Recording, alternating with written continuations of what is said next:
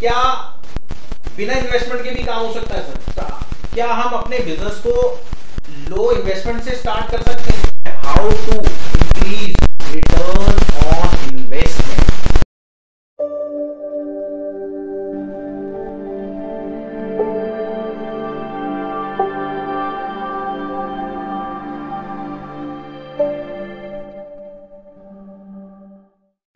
नमस्कार, मैं Rahul startup India import export academy से। अब आपके बाद आपने सीएचए से मिले, अब मुझे नहीं पता कितने मेंबर मिले नहीं मिले। देखिए, आप सीएचए से मिलेंगे तभी आप इस वीडियो को देखिएगा, और नहीं मिले तो उसका भी कोई बात नहीं, आप हफ्ते 2 हफ्ते में मिलिए सीएचए से, उससे आपको क्लियर होगा। तो हमारा आपका पॉइंट है इन्वेस्टमेंट। जी हाँ, मैं आपको एक चीज बता देता हूँ सर, अगर आप इंपोर्ट एक्सपोर्ट बिजनेस करना चाहते हो तो इन्वेस्टमेंट जरूर आपको करनी पड़ेगी। चाहे वो आपको इन्वेस्टमेंट करनी पड़े कहां पे, अपने सीखने पे, चाहे वो आपको इन्वेस्टमेंट करनी पड़े अपने बिजनेस पे, चाहे वो अपने प्रोडक्ट पे। जी सर, थोड़ा सा इन्वेस्टमेंट, क्या बिना इन्वेस्टमेंट के भी काम हो सकता है sir? Thank you Rahul ji, आपने मुझे यहाँ इनवाइट किया सर। और आप इन्वेस्टमेंट पर पूछ रहे हैं। आपने बिल्कुल सही बोला कि कोई भी काम बिना इन्वेस्टमेंट के नहीं हो सकता, लेकिन इन्वेस्टमेंट पूरे प्रोजेक्ट का एक हिस्सा है। इन्वेस्टमेंट भी होती है और साथ में नॉलेज भी होती है। बिल्कुल। तो खाली इन्वेस्टमेंट से काम नहीं होगा। अगर आपके पास 10 करोड़ 50 करोड़ 1000 करोड़ है, आप खाली इन्वेस्टमेंट से नहीं कर सकते। आपको उस बिजनेस की नॉलेज भी होनी चाहिए।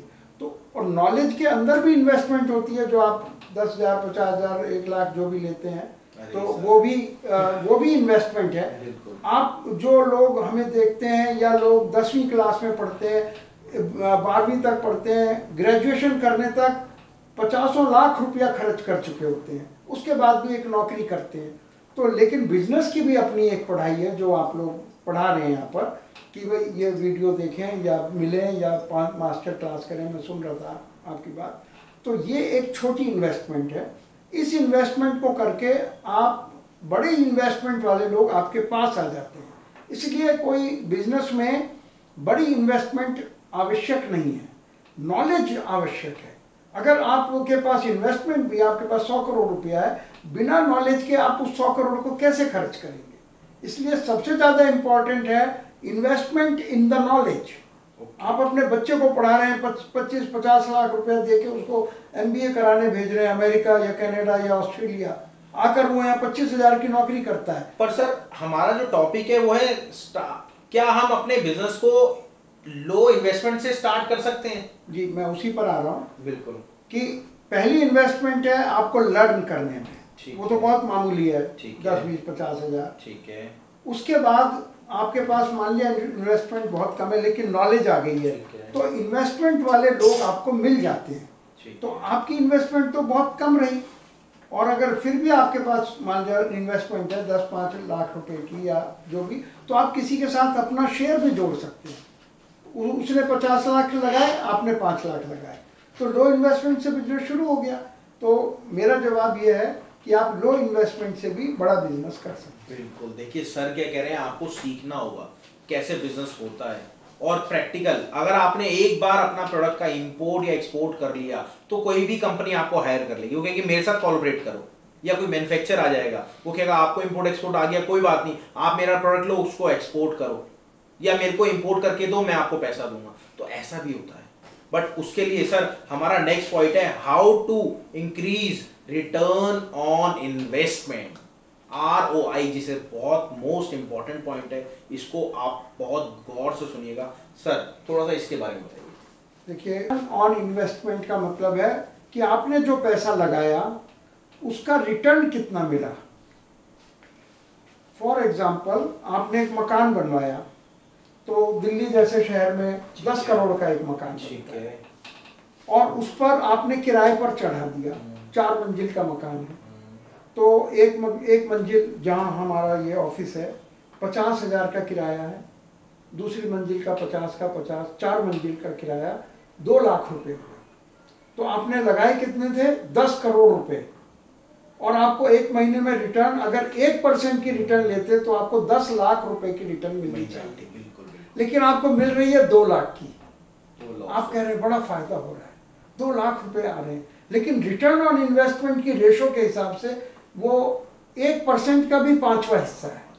बिजनेस में ऐसे नहीं चलता। आप घर में बना के किराए पे देते हो, रिटर्न ऑन इन्वेस्टमेंट आया नहीं आया कोई बात नहीं। बिजनेस में हमें देखना चाहिए कि हमने अपने बिजनेस में 10 करोड़ लगाया तो पर मंथ हमने या पर ईयर हमने क्या कमाया, ये थॉट, ये कॉन्सेप्ट हम यहाँ सिखाते हैं आपकी मास्टर क्लास में। बिल्कुल। और सर नेक्स्ट पॉइंट है हमारा बिजनेस विदाउट इन्वेस्टमेंट। जी, क्या हो सकता है? देखिए काफी बार लोग कहते हैं, बहुत यूट्यूब पे वीडियो बनी, रियल में कैसा होता है बिजनेस विदाउट इन्वेस्टमेंट? सर देखिए, इसका मतलब ये हुआ कि आपके पास इन्वेस्टमेंट है या नहीं है, आप कैसे बिजनेस करेंगे।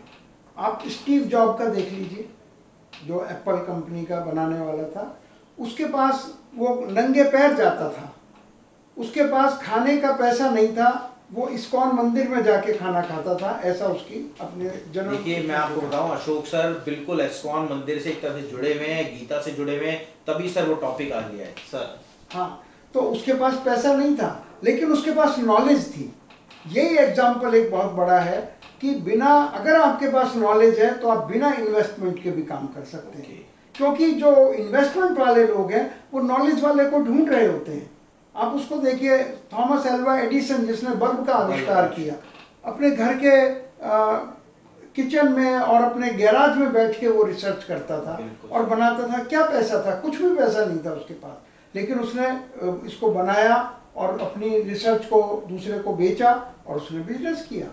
आज तक उसके हजारों जो उसके बनाए हुए खोज हैं, उनकी रॉयल्टी आज तक उसके परिवार को आती है। तो बिजनेस विदाउट इन्वेस्टमेंट तो हो सकता है, पर बिजनेस विदाउट नॉलेज नहीं हो सकता। बिल्कुल। तो ये वाला पॉइंट हम यहीं पे समाप्त करते हैं। मेरी एक रिक्वेस्ट है, आप सीएचए पे नहीं मिल के आए तो प्लीज आप मिल के आइए, क्योंकि मिल के आएंगे तो आपके बहुत सारे डाउट होंगे। मीटिंग में आप क्या बात करेंगे सर से? मीटिंग में यही बात करें कि आप सीएचए से मिल के आए, उसने क्या क्या टॉपिक्स आपको दिए, क्या क्या रिसर्च करने को आपको दी और क्या क्या डॉक्यूमेंट्स लगने के लिए बोले।